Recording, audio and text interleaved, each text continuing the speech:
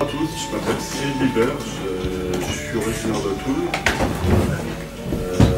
Et j'allais à l'église ménonite qui sont associés justement avec les protestants. Je vais vous donner mon témoignage, je vous explique comment Dieu m'a sauvé. Je suis né dans une famille chrétienne et j'étais heureux comme cela. J'ai reçu un enseignement chrétien et pendant toute mon enfance, mais c'est vrai que vers l'adolescence, j'allais à l'église un peu à reculons, jusque fin des préados et début du groupe de jeunes, où par contre j'ai eu beaucoup de plaisir à y aller, car il y avait des soirées fortes en émotion, où j'étais libre d'être moi-même. Et l'on pouvait parler librement de ce que nous vivions avec le Seigneur. Puis est venue la période des études supérieures, où je suis sorti avec une jeune fille non chrétienne. C'est à ce moment-là que je voulais me faire baptiser, mais les responsables de l'église ménonite n'ont pas voulu me baptiser et m'ont dit que je devais faire attention car dans cette relation, car les tentations sont grandes pour s'éloigner du Seigneur. Ils voulaient m'avertir pour mon bien, mais je n'étais pas prêt à entendre ce que le Seigneur me disait à travers eux. Cela a eu pour effet de m'éloigner de l'église. Tout en sachant que j'agissais mal, je voulais vivre ma vie comme je le souhaitais. Sans l'aide du Seigneur, même si je savais pertinemment que je n'étais pas dans la vérité et je ne voulais pas en changer.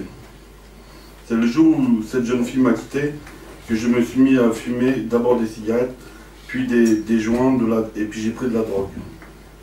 Pendant cette période-là, je me suis acheté une grosse moto. C'était pour moi la liberté totale. C'est à ce moment-là que Dieu m'a arrêté. J'étais parti chercher de l'herbe à Maastricht, en moto. C'est en revenant que s'est produit mon accident. Le 9 septembre 2004. J'ai percuté 3 arbres, la moto s'est coupée en 2, je suis tombé dans un ravin. Là, j'ai fait 2 arrêts cardiaques, un dans l'ambulance et un en arrivant à l'hôpital. L'opération pour une jambe a duré plus de 17 heures. L'autre de 8 à 10 heures. En effet, j'avais une fracture ouverte à la jambe gauche.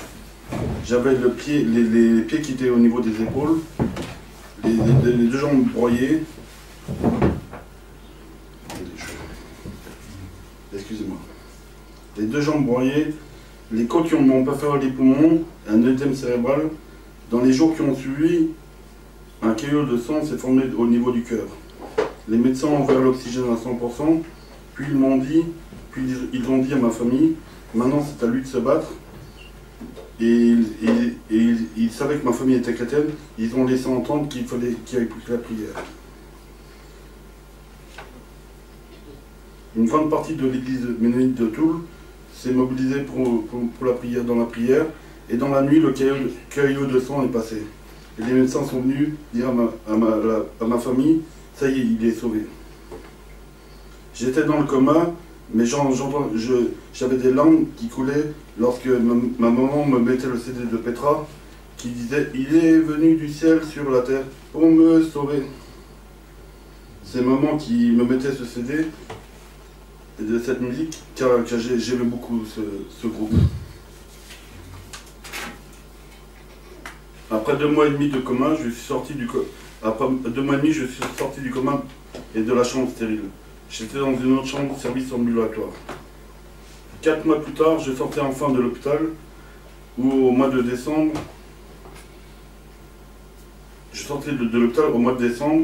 et j'intégrais le centre de rééducation de l'Est Saint-Christophe à côté de Nancy.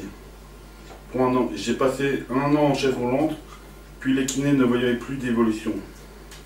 Tous les soirs, ma maman venait me lire la Bible, car j'avais une Bible sur ma table de chevet, mais j'en voulais à Dieu. Je ne comprenais pas pourquoi il m'avait fait cela. Étais-je si mauvais que ça? Au fil du temps, j'ai commencé à réaliser que le Seigneur ne m'avait pas abandonné, il ne m'avait pas délaissé, comme je pouvais le croire, mais il venait de me sauver.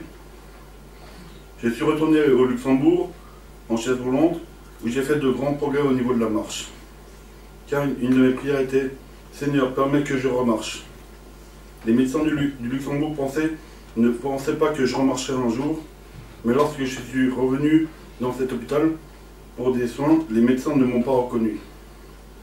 Dieu m'a d'abord protégé par ses anges lors de mon accident, mais il a fait bien plus que il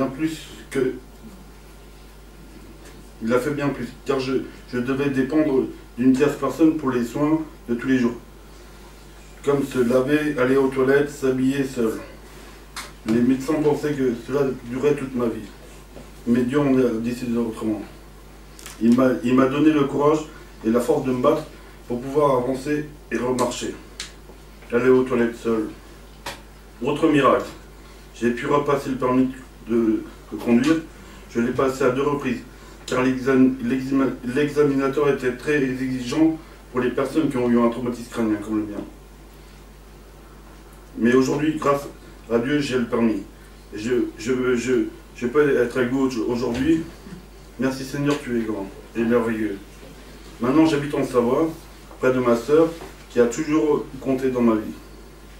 Je me suis enfin fait baptiser, j'avais 32 ans. Dieu a un temps pour tout, qui n'est pas le nôtre. Mais c'est le moment que le Seigneur va décider pour moi. Je suis un enfant racheté à très grand prix pour lui, car il a été crucifié pour mes péchés, ainsi que les vôtres. Louons-le pour son amour et sa bienveillance. Amen. Amen.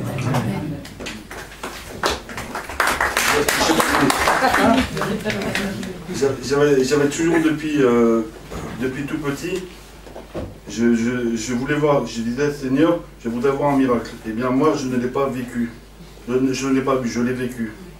Merci Seigneur pour ta grâce, je ne méritais rien et pourtant tu m'as sauvé. Encore merci. Nous sommes la création de Dieu, le diable est les hommes et veut les détruire. Nous sommes nés de Dieu et il est Dieu pour plus que tout au monde. Jacques 4, chapitre 4, verset 7. Soumettez-vous donc à Dieu, résistez au diable, et il fuira loin de vous. Jacques chapitre 4, verset 8. Approchez-vous de Dieu, et il s'approchera de vous. Jacques chapitre 4, verset 10. Abaissez-vous devant le Seigneur, il vous élèvera.